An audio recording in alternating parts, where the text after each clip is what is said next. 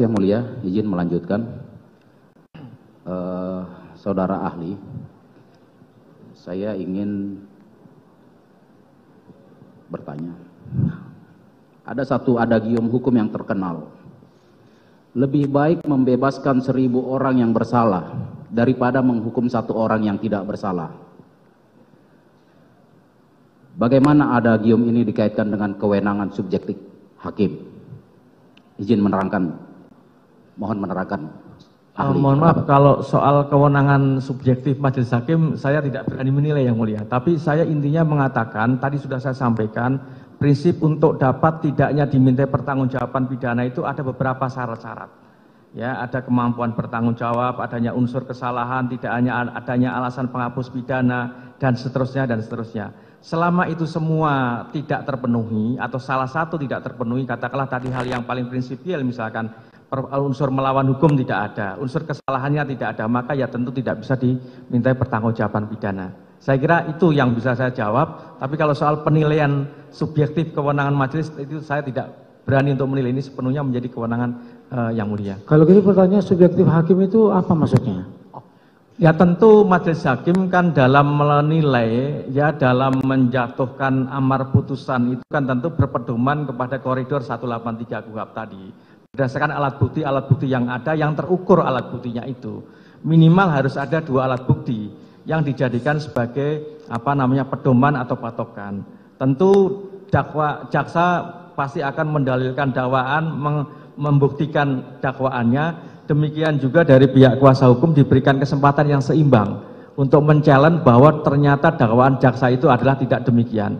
Nah, oleh karena itu, berdasarkan alat bukti yang dihadirkan sesuai dengan fakta-fakta yang di persidangan, nanti tentu majelis hakim berdasarkan keyakinannya menilai bahwa sesuai dengan hak subjektif majelis hakim, tentu tidak bisa tidak kemudian meskipun subjektif kan ada koridornya. Keyakinannya didasarkan pada alat bukti sebagaimana yang tercantum di dalam 183 KUHP. Saya kira pendapat saya demikian Yang Mulia. Baik, ini kaitannya dengan sudut pandang penuntut umum dari sisi objektif, ya, dan dari sisi subjektif dari sudut pandangnya penasihat hukum, ya. Seperti itu. Ya, artinya kan di dalam proses kan ada itu sudut pandang dari suatu peristiwa. Sudut pandang masing-masing kan kemudian berbeda-beda tentu Yang Mulia. Melihatnya dari sudut apa? Mereka membuat dari sudut pandang sesuai dengan dakwaan, yang kemudian dakwaan itu kan dibuktikan sudut pandang objektif dari penuntut umum. Nah, tentu dari pihak penasihat hukum juga punya sudut pandang yang subjektif juga, atau yang dari segi terdakwa, yang kemudian harus di-challenge juga kan, di-challenge juga bahwa dakwaan dari penuntut umum itu tidak demikian adanya. Ini makanya di dalam KUHP itu diberikan ada yang namanya asas keseimbangan. Betul. Ya, keseimbangan antara si penuntut umum dengan kemudian terdakwa ataupun kuasa hukumnya. Begitu. Ya, artinya di dalam hal ini hakim ada pada posisi di kedua belah pihak. Hakim objektif menilai kedua-duanya. Iya. Ya. Juga dari sisi subjektif. Betul. Makanya pertanyaannya kenapa kemudian kok ada subjektif hakim jadinya kan gitu. Seolah-olah kita ada posisi seperti itu.